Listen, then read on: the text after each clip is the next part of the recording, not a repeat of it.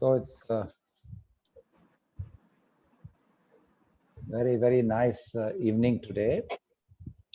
I want to wish good evening to all our friends who have joined us on the YouTube channel. And I want to also say to our friends on the YouTube channel that thank you for investing your time amongst all the webinars that are taking place in the globe. So you have chosen to turn up here to be with us. And so thank you for doing that. And at this particular moment, I just want to say that, the person that we have today, Ashish Dhawan, who's amongst us, is such a fine human being, besides being an outstanding professional, that it gives me particular joy to welcome him. And so at this moment, I will also start the webinar broadcasting. So people who are waiting outside can also start coming in to join the webinar room. And I want to say that, Ashish, to you, that there are few people who are living in our world today who are not just very passionate about something, but who take responsibility for their own dreams for the world. And they believe that in this lifetime, they should be part of the answer to something that they care about, rather than only dream about doing something about that. So it is because of that reason, Ashish, that we are so excited to have you this evening with us. So thank you very much for being with us today, Ashish. Thank you. It's an honor to be part of this. Thank you. Ashish, the first question I always ask my guests in this particular forum is a conversation about when were you at your happiest best? If you look at all the wonderful things that have happened in your life, what will stand out for you as a time when you and your colleagues were at your happiest best, something special that you were part of?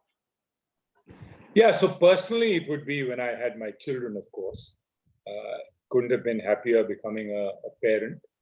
But I would say professionally, there are two occasions I would point to, or maybe three. One is, I was 30 years old when I became an entrepreneur.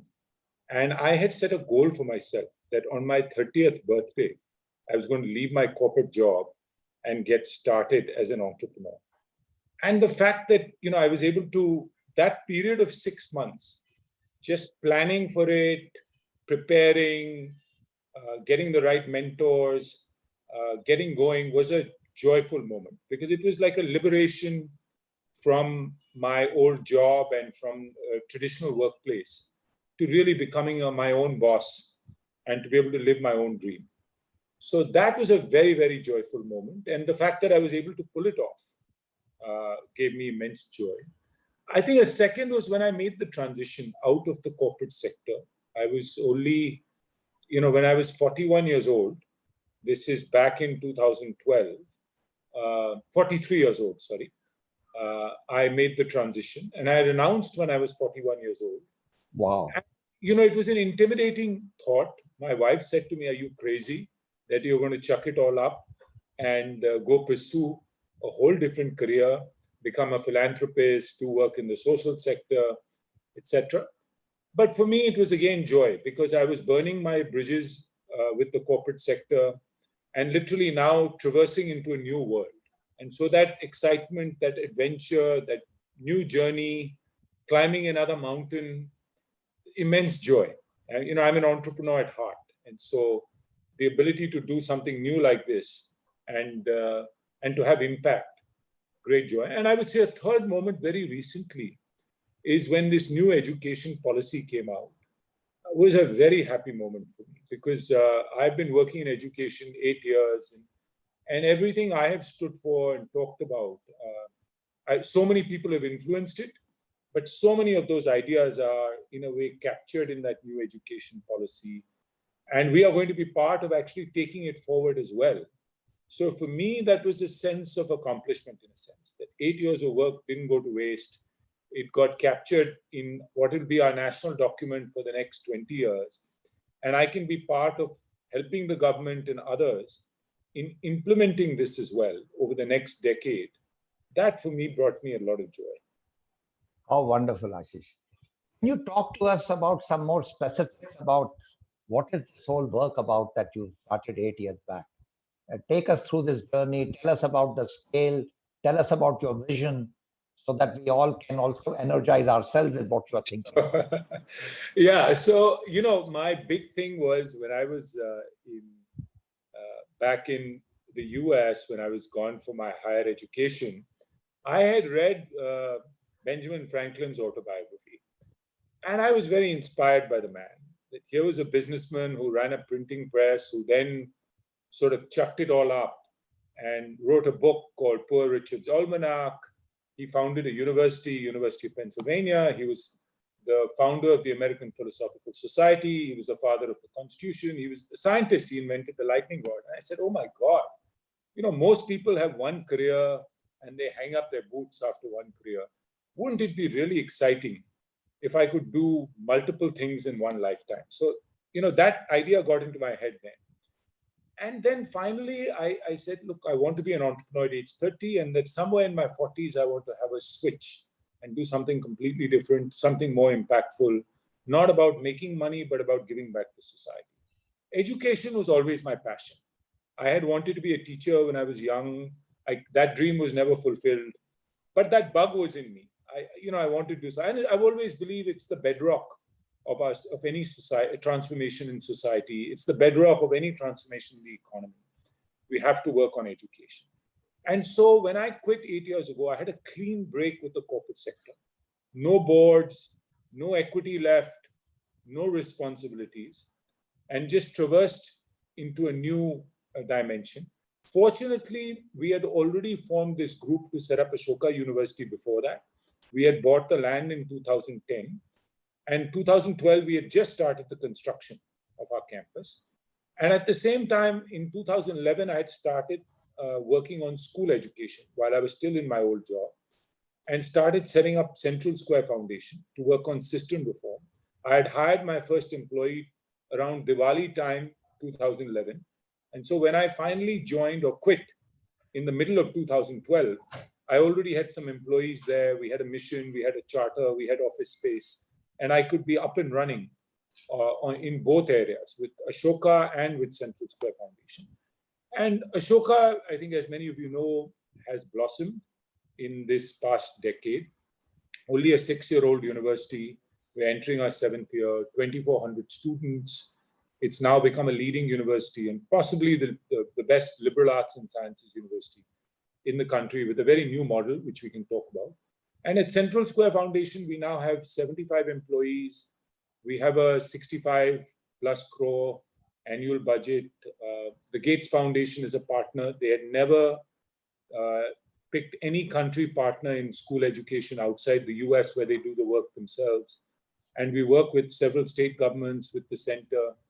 So it feels like a lot has happened, in the last 8 years. How wonderful. Can you talk a bit more about what does the Central Square Foundation, what does it actually do? Can you tell us all about that? Yes. Yeah. So, when I started on this journey, I had already been doing some philanthropic work in education, but mostly just writing checks. And on a weekend, I would occasionally go to see what work these folks were doing. I then started reading a lot about system reform, how has Peru changed its system? What has Finland done? What has Singapore done? What is China doing? What's Vietnam? So I must have read over the course of 2 years, probably 50, 60 books on it, because I became really obsessed with this idea of transformation and system reform, not just what one NGO is doing, but how do you change the whole system? So when we set up Central Square Foundation, our idea was really to work on system reform. And we do it because our belief is philanthropy at the end of the day is a drop in the ocean. Government spends about 6 lakh crore on education already. And, we are a small foundation, as I said, we have a 60+ crore budget. So I believe our role is to do a few things. One is to do the R&D work. So we do grant making, do a lot of innovative, startup stuff where we can test new hypotheses to see if some new way of doing things can be generated. Like, for instance, we incubated a new org about 4 or 5 years ago called Teacher App, basically saying we can do MOOCs for teachers and do teacher professional development through online and blended. And now, about 4 years later, 600,000 teachers have done courses through Teacher App. So something like that. And we have tested it. We've actually seen, does it make a difference in teacher knowledge or not? So that's building amazing.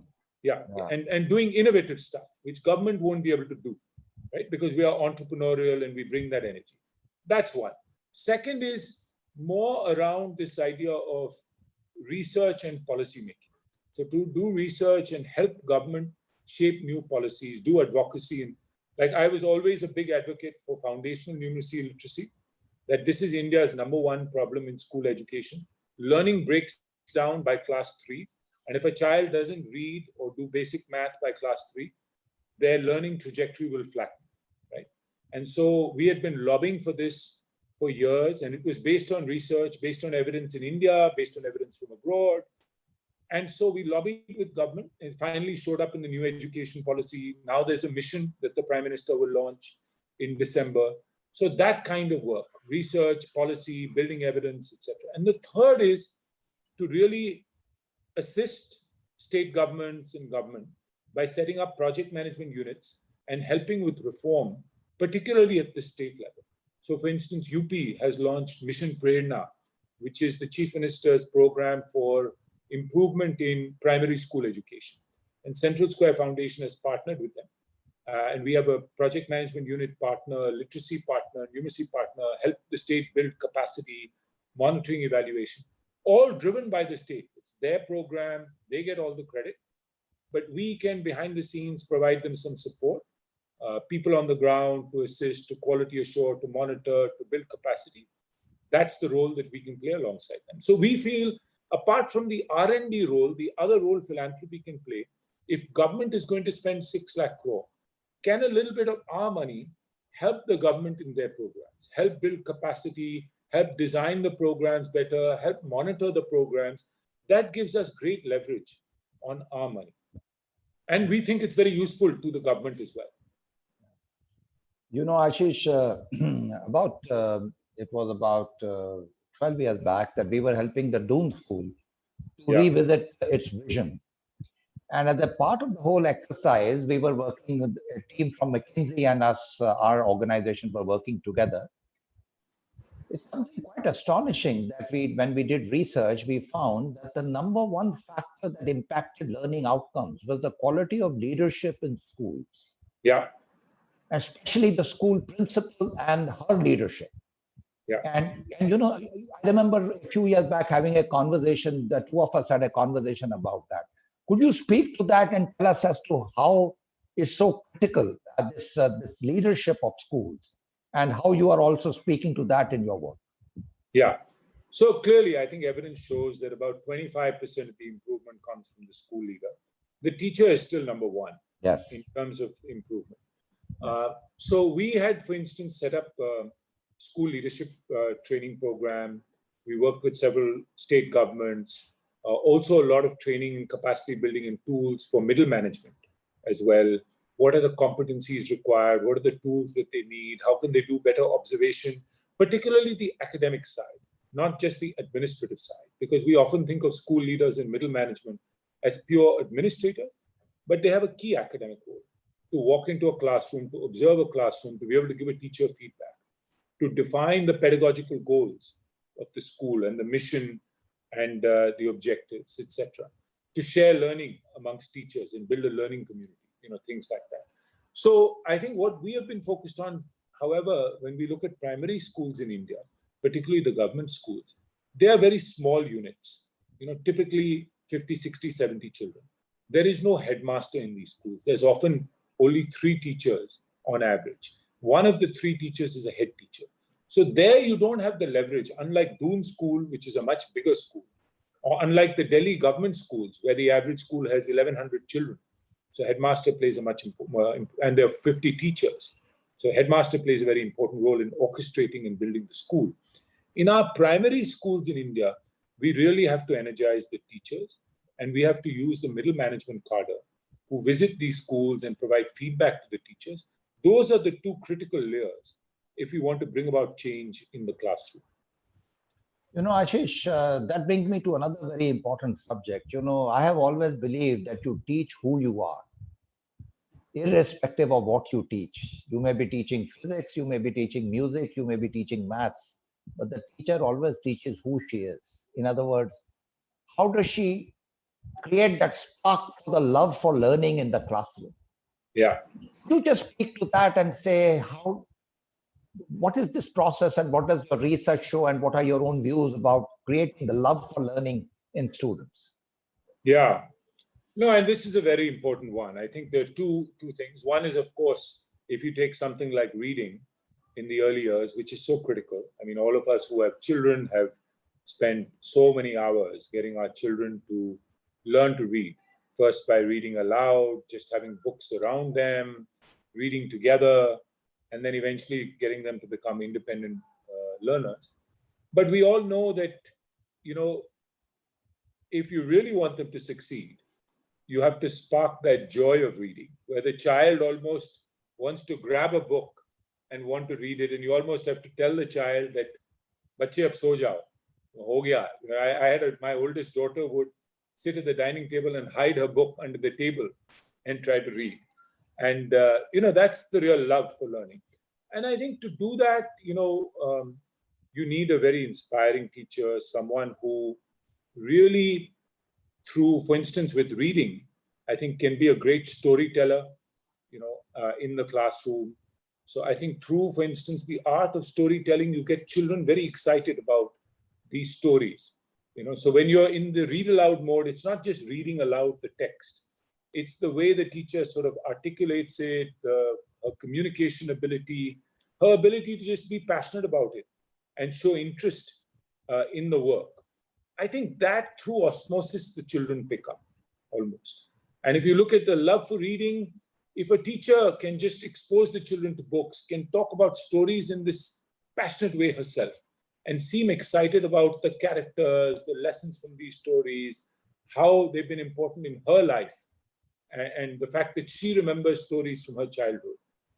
I think there's no child who won't be sort of infected with a love for reading if they're exposed to a teacher like that. And so I think in what we found in government schools, often what they have a class for literacy and a class for numeracy, but they don't often have this reading period. And you almost need this separate time for orality, which is more and for this reading, because without it, you don't get this spark. Otherwise, it's much more textbook oriented. Ye humne chapter kiya, ye humne padha, and we move forward. It's much more mechanical versus this something like storytelling, which is much more of an art, versus just the mechanical exercise of going through the curriculum. Wonderful. I just want to speak at my cousin, Beena Diwan or Beena Singh, and Beena and Gurdial, and their son Yuvraj. Yeah. Who's also, whom you know rather well. Now, Beena's husband, Mani Bhai Sahab, as we call him, he was this wonderful teacher for maths. So I remember when my son was very young and he had some scare of maths, he began to go to him to learn. And, he would sit him down and explain maths in such a wonderful way that Sahil began to enjoy the whole journey of loving maths. This kind of love for the teacher's love for the students, and not being judgmental about the students' lack of ability, apparent lack of ability, because some teachers say you are not good for maths, right? Yeah.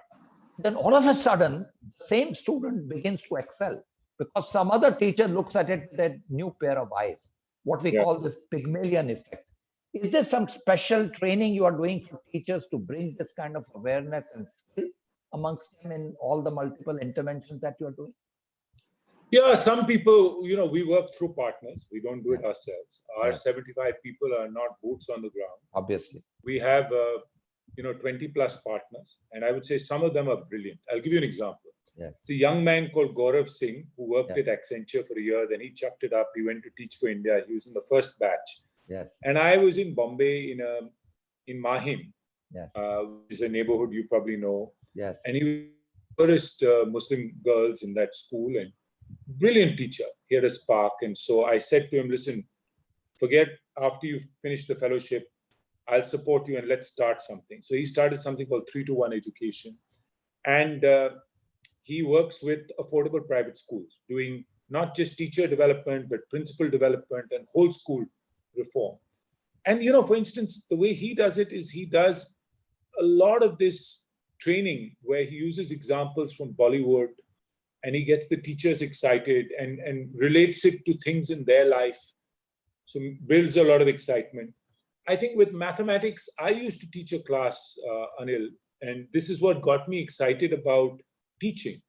My principal asked me to teach, and my grandfather had taught me a lot of mathematics and a lot of tricks. And I used to teach what I would call my class the joy of mathematics, because I was a big fan of Shakuntala Devi, and she had written this book, The Joy of Numbers. And it was, if you can teach kids these tricks and to get them to see real life situations and if they feel confident that they can even trump the teacher with these tricks and they can do things mentally, very quickly, it gets them very excited about doing math versus just the textbook approach to doing it. So, and that's the way my grandfather taught me. And then he would throw problems at me and say, Ki, bhai, apne aap karo, and then you come back and tell me, what do you think the answer is? And that sort of inquiry-based approach to teaching mathematics is the best way to do it. Versus almost before you teach the concept, you almost throw a problem, let the person sort of figure it out. Even if they struggle, they will learn the concept then much better versus feeding them the concept up front. So those kinds of things work very, very well. And teaching teachers this inquiry-based method, which is really the Socratic method in a sense in the humanities, is, I think, the way to make the classroom more interesting and to make the students more inquisitive. And I think you are trying to live that also in higher education in Ashoka. And I know that Ashoka has developed a new benchmark for quality education in the country. I want to ask you a question.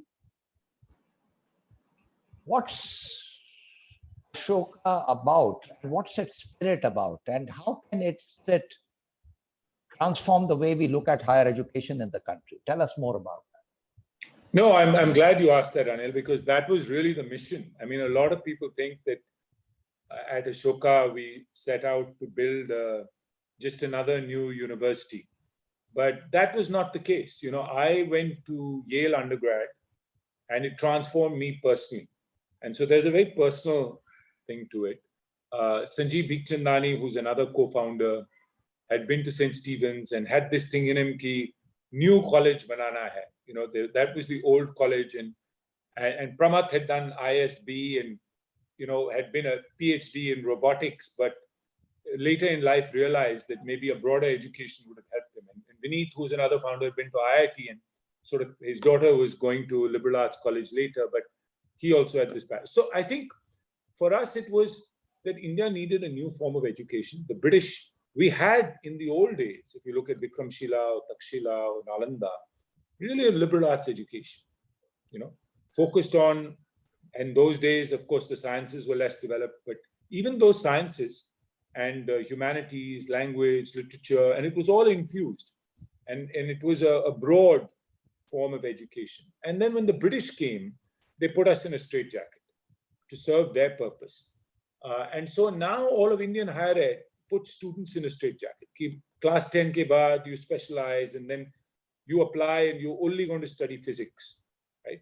And the truth is, most of those people who study physics are not going to go on to do a PhD in physics. It's a very, very 1% of the physics students or less will go on to do a PhD in physics. So the question to really ask is the purpose of higher education to get them specialized knowledge when specialized knowledge is changing so rapidly in the world? Or is the purpose of higher education really to develop 21st century skills, which is a love for learning, because they are going to be continuous learners for the rest of their life, to make them ethical citizens, to develop a sense of critical thinking, which I think you develop better critical thinking skills if you're exposed to many disciplines, because now you learn to think like a historian, think like a scientist, think like a computer scientist, think like a sociologist, right? So critical thinking, communication skills, both oral and written communication skills, because if you may have great ideas, but you have to learn how to express those ideas, and to develop a social conscience. If you just study engineering, but you've not been exposed to society at large, you may not develop a social conscience. So I think if that's the purpose of higher education, then we need breadth and depth. We can't only have depth. We need students to have a broader exposure. And we need students to have choice. I don't think an 18-year-old necessarily knows that they're ready to study law or engineering. Let them get exposed a little bit more broadly and then decide. Let them mix and match, do a major, minor, double major, if that's what they want to do. So that's what Ashoka offers. We also offer different pedagogies. As opposed to a sage on stage, it's more of this Socratic method. You read, you come to class, more of a discussion. And so that develops your critical thinking skills, communication skills, etc. And then the assessment being more holistic, not just an exam. You get graded based on classroom participation. You write papers, you do projects, things like that. So the idea was to do this well at one institution. And if we can build a leading institution doing this, we want the Ashoka model or these principles to spread across Indian higher education. My belief is the IITs didn't just produce great alumni. The IITs made engineering education prestigious. And therefore, we had 4,000 engineering education institutes set up in India. Every mother and father said, "Bache, aap engineer bano." And so what we would like to achieve is see if we can move all of higher ed in the direction of breadth and depth, more of this Socratic method, this 21st century education. And Ashoka should be a pioneer or a beacon for that. Wonderful. And that's why, we in the School of Inspired Leadership, we are so very aligned in the core philosophy and values with what you are trying to do. Which brings me to the question. In the world outside, there are a lot of people who look at it in a very narrow way. They look at education only as a means to get a job and make more money, and it's for them just a very transactional aspect. Yeah. Whereas the real meaning of education is, first of all, to know yourself. Correct. And then to really understand what the purpose of your life is, and then do something really significant with this broad education that we are talking about. So are there any occasions in the last 10, 15 years when you had some moments when you faced some real challenges or some difficulties or some low points and how did you then deal with that? Because sometimes you can be very alone in this new path that you are trying to take. Yeah. So I would say that there are definitely 2-3 turning points. I went to Yale undergrad and I was very focused on getting a high-paying job because even though I had a scholarship, I had some loans which my kharcha I had to pay off, and Wall Street was exciting, and so I went to Wall Street. I got a job at a small upcoming investment bank, which was a very hot place at that time. And I was very dissatisfied a year and a half later because, to be honest, I hate to use these words, but it was the biggest collection of assholes on the planet. I mean, these were people who were supposedly very successful. Yes. They made a lot of money, but they didn't care about their families.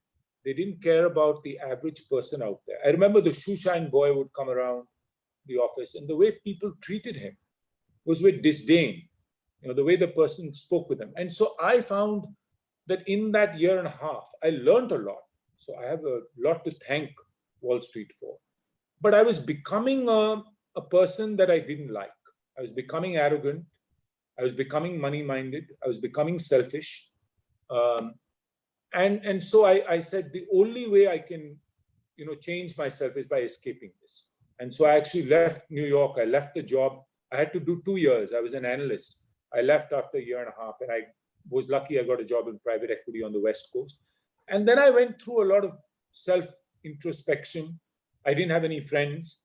I would spend time after work, often by myself and chatting with 1 or 2 people I knew.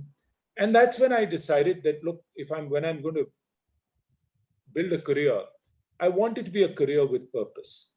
I want to, whether I'm an entrepreneur making money, I want to feel like I'm doing something that's meaningful. So when I first became an entrepreneur, it was to start a private equity fund. And the reason to do that is I figured we would help build new age companies in India.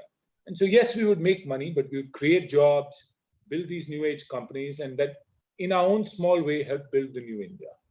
And then in the social sector, the same thing. So I think that low point, in a sense, made it very clear to me that I wanted to live a life with purpose and not be, be yet another asshole, who's climbing the corporate ladder. I think another important turning point for me was also when I was first started and I, became an entrepreneur. And I started in 1999. The Asian crisis had just happened in 1997. It was a very hard moment, to be honest. It was very hard to raise the fund. I had a 98% rejection rate. And so you had to have a lot of thick skin to survive. And then when I came, I made a lot of mistakes.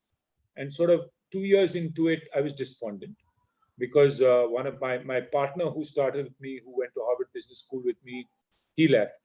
And it seemed like everything was floundering, that we were going to fail. And, I just persevered. I just said, I'm going to somehow make it happen. And so I think that low point taught me just that, look, startups, the highs are higher, but the lows are also lower. And you have to learn to deal with that failure. It's often a lonely place, but you just have to internalize it and plow through it. And I'm so glad I plowed through it because then, things really took off. And since then, that entrepreneurial bug has been in me. That, look, I'm willing to, the highs will always be higher, but the lows will be lower. I've accepted that in life. And I've just learned how to deal with myself, that the frustrations, failures, the problems, because there's plenty of those that I've been faced with in the last couple of decades. Wonderful. Ashish, there are so many more questions I want to ask you, but I want to respect participants who are raising their hands. To all those who are raising your hands, please type your questions in the Q&A box or put it into the chat. I am going to read those questions to Ashish, and that way he will answer. This is a webinar format, not a Zoom meeting. And so please type your questions in the Q&A box. For all those who are raising your hands, please type your questions and your comments. So now, Akansha Nikam is asking, hello, sir, what does it take to become a founder and CEO, and what inspires you? I think the highest motivation is not money. Obviously, when I was younger, making money was important. But building something for me was critical. I think there's no greater joy when you start something, to start hiring people, to feel like, to create a product, whatever it may be, to feel that what you have done transformed other people's lives. Whatever the product is that you created or service actually made a difference. So for me, that was always what kept me going beyond the money or anything else. Wonderful. Rishabh Sachdeva, who's actually my nephew, who's a design thinking person, went to the IIMs and so on. He is talking about what is your view on the new education policy? I know you feel very passionately because in a way you have contributed to it. And what are the things you like about it and something you don't like about the policy? Yeah. So I think the new education policy is a game changer. The committee that worked on it, kudos to them and to the government also for eventually going ahead with it. And there are many partners from the not-for-profit sector who provided ideas as well that got incorporated and distilled, and there was wide public scrutiny as well. I think the key factors that I like, one is, I said earlier, is the focus on foundational learning. If learning breaks down early, we do need to address this and we need to prioritize. We can't boil the ocean. And so the focus on class 1, 2, and 3 and achieving very concrete goals in terms of reading, writing, basic math is critical. And the policy not only just talks about it as the most critical area, but it actually says that we need to get into mission mode, and this needs to be achieved by 2025. So it's the one area where there's a concrete near-term deadline. And so I think that's very important. There are many other things in the policy that talk to that. For instance, setting up an assessment center, looking at, teachers as being, very important in teacher education, etc. But this is number one from my perspective on school education. And school education, the other big one, I think, is board exam reform. A lot of ills stem from the fact that we have a rote-based board exam. And that cascades down not only into high school, but also into middle school, where the whole system then is rote-based. And so I think if we can, really change the board exam and make it more based on conceptual and understanding, higher order thinking, that'll have a big impact on education over time. Not just CBSE, but the state boards as well. In higher education, what I like most is the move towards a multidisciplinary and holistic education, the sort of Ashoka model that I alluded to earlier. And the second one is really making, I feel that we have 1,000 universities, 40,000 colleges. Why are some of our best colleges still not free? Why are they not autonomous? Take Lady Sri Ram College or take SRCC or any of these. They've been around for a long time. They've proven that they're good. Let them become independent. Let them become autonomous. And I think the policy alludes to it. And I hope that we will act and make the top 500 or top 200 completely autonomous so that they can become like the next Ashokas. Let them fly. So those are some of the ones I like. I think in terms of, look, at the end of the day, it's a guiding document. So a lot will depend on implementation. The 6% of GDP being spent on education, I think that's unrealistic. I mean, given our fiscal envelope, not just in COVID times, but given our tax to GDP ratio, I don't think that will happen in the next decade. So I think that's unrealistic. I also think one of the things that the policy could have done is just recognize that private schools and colleges play a fairly large role in our ecosystem. 47.5% of children go to private schools. About 2/3 of students go to private higher ed institutions. And I think we just need to recognize that reality. We cannot just say that, look, these people are crooks or all this is happening chori chori, chupke chupke. I mean, the truth is that for whatever reason, maybe it's a lack of the performance in the public system, these schools or colleges have mushroomed. And we need to think about it because those children are our children at the end of the day. And we want them to do as well. And I think the policy could have recognized that maybe a little bit more directly, is my feeling. Thank you, Ashish. Now, Rishabh's father, Dr. Rajesh Sachdeva, my older brother, who is actually a very distinguished linguist, he says, what do you feel is the role of language education in an enlightened social order? Yeah. So I don't have any strong view on it. So all I would say is that the literature clearly shows, and it's very clear, just common sense, that, focusing on the mother tongue in the early years is important because that's the oral language of the child. Listening, speaking skills children pick up at home. They already have a vocabulary. They have a sense of the language. And so clearly, it's the language in which it's easiest for the child to learn to read and write. But having said that, there's no reason why the child can't be exposed to other languages as well, early on. And so I think I have a lot of concern with the 3-language policy. I think a lot will depend upon how it's implemented. It's been mentioned in the earlier 2 policies as well. So my assumption is, unless there's some hidden agenda, that things will continue the way that they have been, in that there will be a fair amount of freedom that schools will have and states will have in terms of what they do, as has been the case, over the last 34 years since the previous policy. Ashok Ramchandran, who's a group president with the Aditya Birla Group, he asked, your approach is very inspiring. What have been some of the dilemmas that you have had to traverse in creating these institutions? And how have you been able to inspire your partners in widening your impact? Yeah. So I think there are a few. I'll talk about, for instance, Ashoka. One of the key things at Ashoka was we wanted to make sure that this was a big collective philanthropy project. So whilst there may be a few people at the outset who put in the capital, one of the dilemmas was, whilst you want a very large group, you still want a small core in terms of governance, because otherwise it's ungovernable. And how do you strike that right balance? Sanjeev Bigchandani and I, who put in the initial capital, and Pramath and Vineet, who were a couple of the initial founders, we decided on the principle that each founder would just get one vote, but only a subset of the founders would become trustees, and then a subset of those would be on the governing body.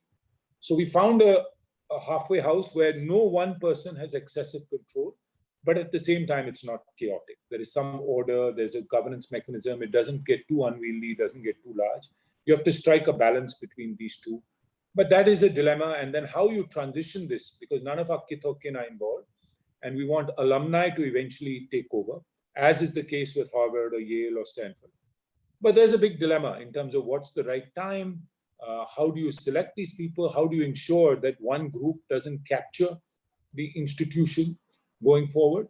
That is a real, dilemma as we look at it into the future. So, and there are many other such, dilemmas in building this institution, but that is one that I point out because the governance, is so critical to the success of an organization going forward. Okay. Roland Sullivan, who is a globally recognized organizational development consultant, he's joined in from North America. He says, what are you doing about global warming? Because India has only 15 years left and then it's over. Yeah. What are your views on this? Yeah, so I would say that, look, I came at it, I believe it's a major challenge, and thank you for bringing it up. I was, like many other Indians, frankly, quite oblivious to it. I mean, I did see Al Gore's documentary. I mean, I've read about it. All of us have in the last 20 years. But, it doesn't hit you very hard personally. It's only when we've been faced with this air pollution problem in the NCR in the last decade that it's finally hit us directly. And they're not 100% correlated, but they're fairly correlated because the sources are often the same. And so I became interested in this issue through the air quality or the air pollution crisis, and actually set up a new organization called the Air Pollution Action Group last year. Vijay Chadda, who was running the Bharti Foundation, came on board as a founding CEO. And Mohit Biotra, who is the head of brand and marketing at Airtel, is also a founding leader. So the two of them lead this org. And we are working on three things in particular. One is building political salience, so that we get the political salience, the money, the budgets, because we need the political salience for enforcement. Second is to work alongside state governments to actually implement. And the third is to develop some public goods that we can make available then to all cities. So I have come at it through the lens of air pollution versus looking at global warming more generally. And I think that's one way to bring this home to citizens in India, because citizens are impacted by air pollution. They, their children, their parents are affected by it. They care about it deeply, whereas global warming may be something that's still more intellectual and less of an emotional issue. It doesn't hit you as hard. And so I think one way to tackle this issue in India would be through the air pollution issue that we are all faced with. Thank you. Shivani Bhatnagar, who's studying in soil in our school, she says, what is that one major aspect you feel the schools in India are missing out on today? And you have probably answered it in some other ways, but she's asking you to define what is the biggest thing that they are missing out today, the schools in India, if there is some general statement that you can talk about it. Yeah, I wouldn't say it's one big thing. My own belief is that if you look at the literature in school education, you need a few things to come together for the system to really improve. But I would say it would boil down really to the classroom transaction. The classroom, we can have a lot of changes at the governance level, but if the classroom transaction doesn't change. And there, my own belief is that given teacher capacity in India, we need to move a little bit more towards structured pedagogy. The teacher needs more support, more scaffolding, needs more of a structured lesson plan, needs more support in terms of tools in order to be able to, I think this belief that we've had, which comes really from most of the people who set policy. They come from schools like a Doon school, which are the best in the country. And so you believe that the teacher should be a creative agent, and the teacher will automatically, come up with a lesson plan and she'll inspire all children. But the truth is that's not the reality in rural Uttar Pradesh. And there the teacher needs much more scaffolding and support, and maybe more direct instruction is necessary. And so I think bringing out that mindset shift, because many of us who've gone to the top schools, we have to shed this belief. Or many of us look at the Finland model. But Finland is a very different place. When you look at our context, I think what we have to convince ourselves is in our context, structure, scaffolding, maybe more direct instruction, structured pedagogy is more essential for us at this stage of going from poor to fair, as opposed to what's required when you go from good to great. Thank you, Ashish. Prashant Bharti is asking a question that education is the bedrock for transforming my society. So what, according to you, is the biggest barrier in the current education in both rural and urban India?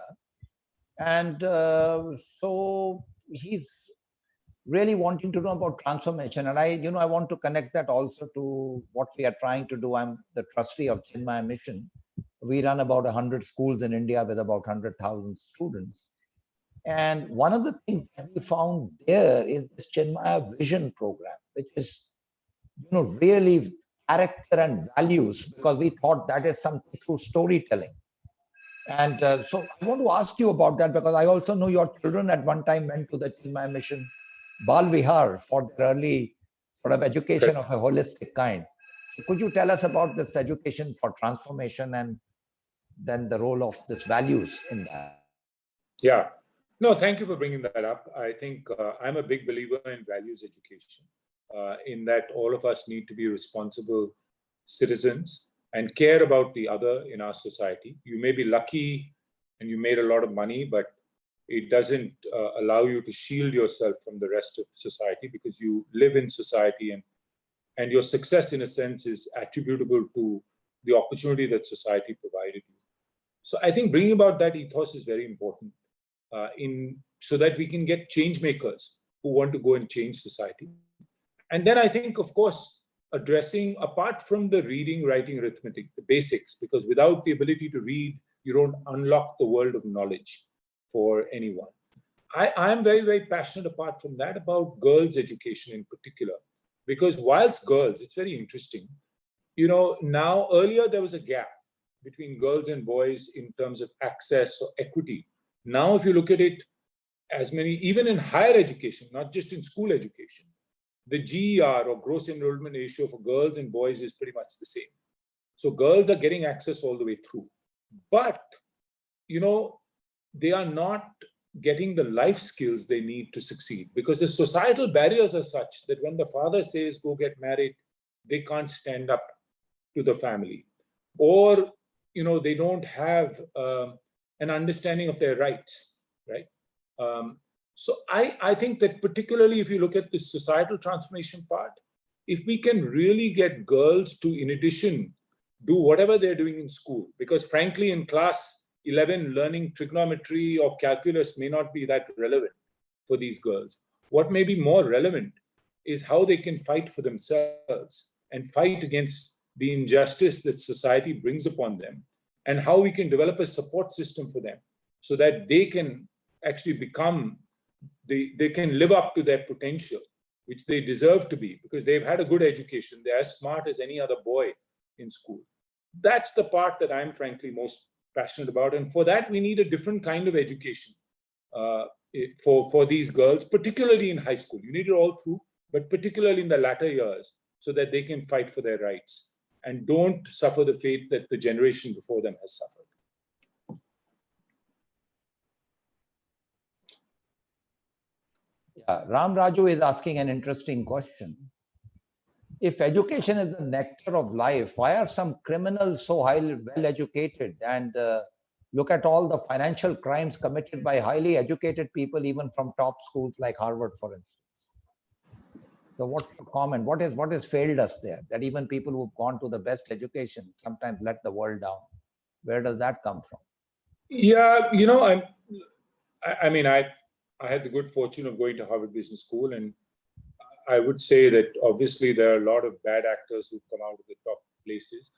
And I think a lot of it is because the ethos in a lot of these places has been that you get out and make a lot of money. And often those are the role models. That's what you talk about, etc.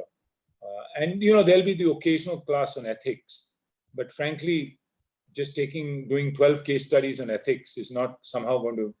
That's not what you'll remember when you're really in the workplace. So I think we need a paradigm shift.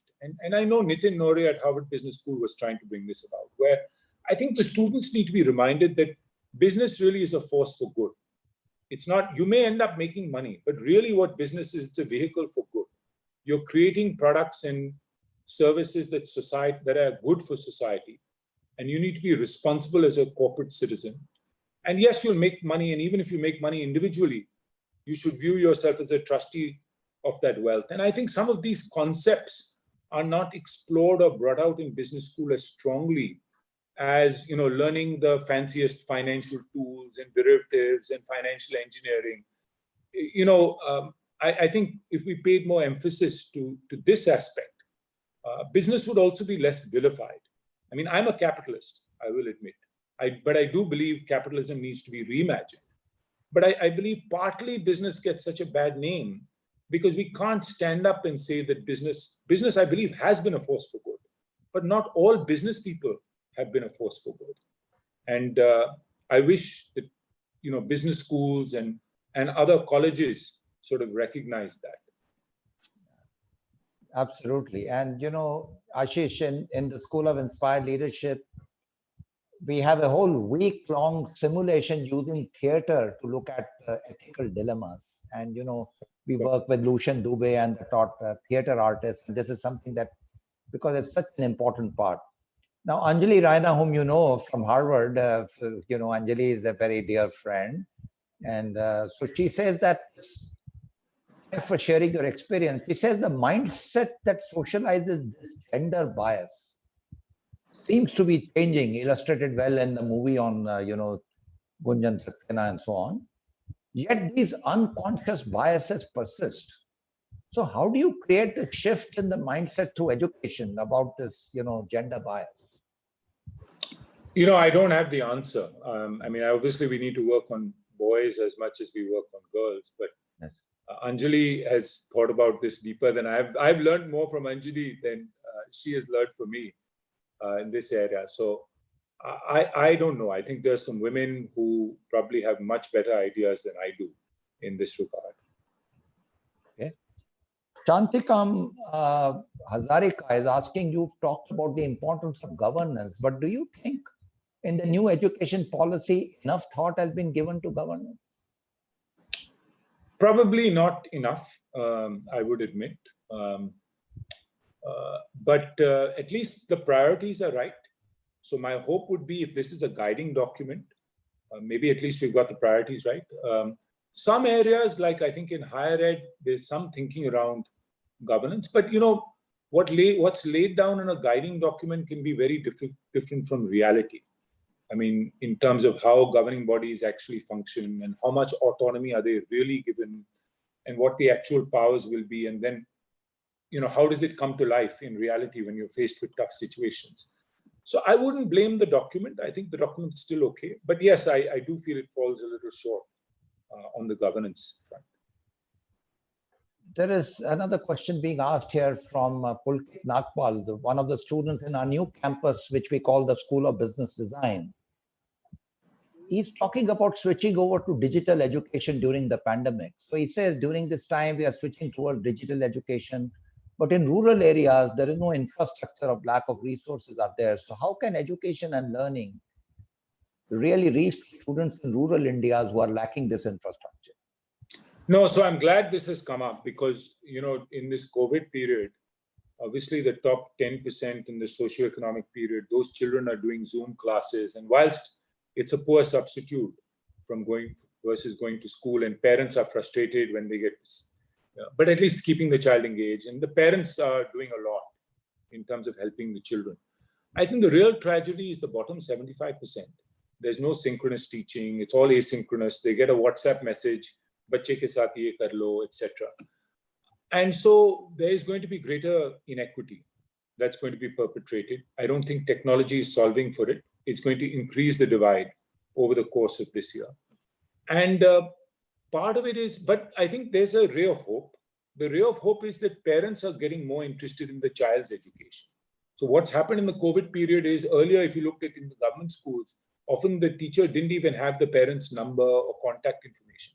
Now that channel or WhatsApp group or text message is happening on a daily basis. They're sending lesson plans. Of course, apart from TV and radio, they're in touch with the parents. And so my hope is that as we go 2-3 years down the road and smartphones become more ubiquitous, we can start integrating digital into the teaching learning process. I don't believe that digital is the solution. I think it can add to, the teacher is still central. HI or human intelligence will trump AI in this matter. And so there's no substitute for the teacher and for a great educator.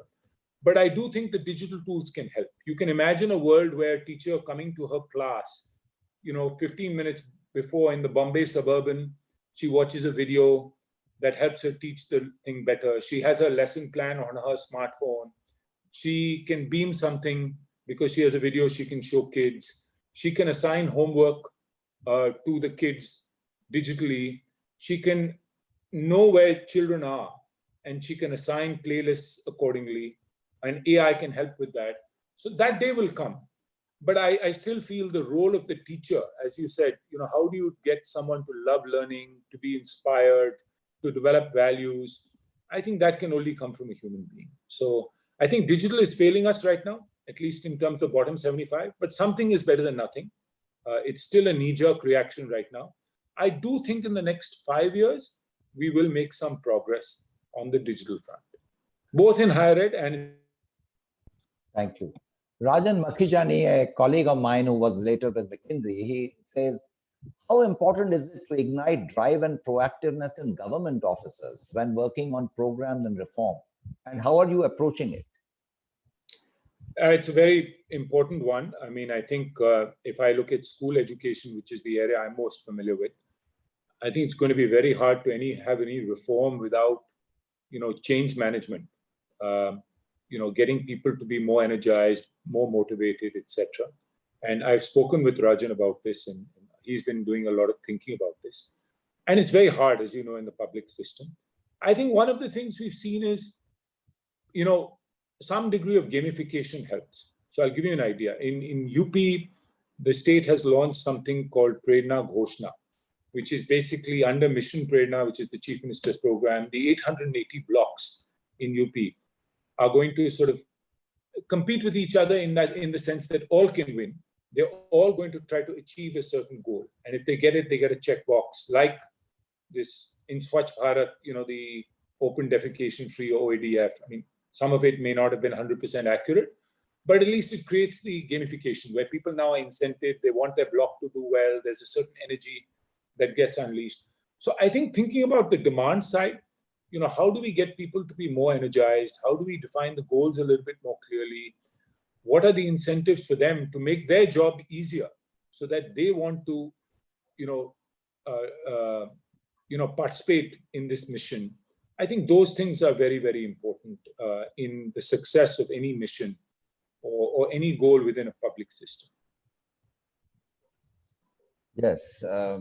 There are many other comments, including Rakesh Punder, who was dealing with ChrysCapital for the private equity sort of thing, deal with idea at that time, Aditya Birla Group. So he's saying, he's asking questions like, how is fundraising, has it got changed in any way? So I wouldn't know. I've left I thought so. Game a long time back. Yeah, that's right. Absolutely.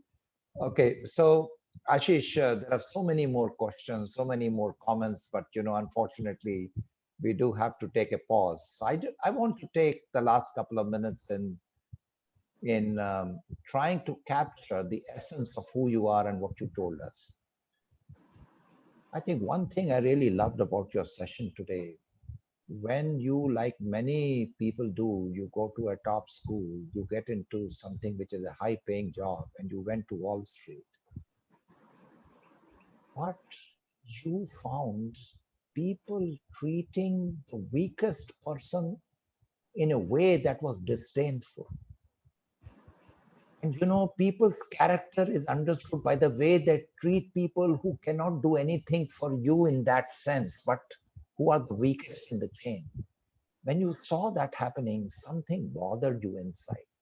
And I think this is related to your values, your own upbringing, your own parents, your own grandparents. They must be complimented as well. Something told you this is not the kind of person I want to be. I just don't want to buy a $500 pair of shoes and throw it and own a private yacht and all that kind of stuff that many people do in Wall Street, right? I want to do something more substantial in my life. And you made a commitment to yourself when you were alone on the West Coast, spending time with yourself. But I want to lead a life of purpose. I want to do something more significant. It's not just making money for myself. Money is a means to do something bigger. And when you became an entrepreneur, you said, I'm going to create a fund that will invest in creating the new generation jobs that will really help the Indian economy to create a huge impact. And you chose that. But there was a big challenge. Your own co-founder and partner, for reasons known to that person, walked away. You were alone. But you said, I have to carry on for the sake of the purpose. The purpose is bigger than any one of us. I have to serve that purpose. So when you become the best follower of the purpose, leadership happens to you. So you said that, very, very important. The third dimension you said, education is the most fundamental aspect that can change the way we live and the way we lead. And you identified that in our country, at the grassroots level, the biggest problem is the foundational learning. So you have been silently but actively working with the government. And so for you, it was really a feeling of so much of joy to see it getting its due in the new education policy.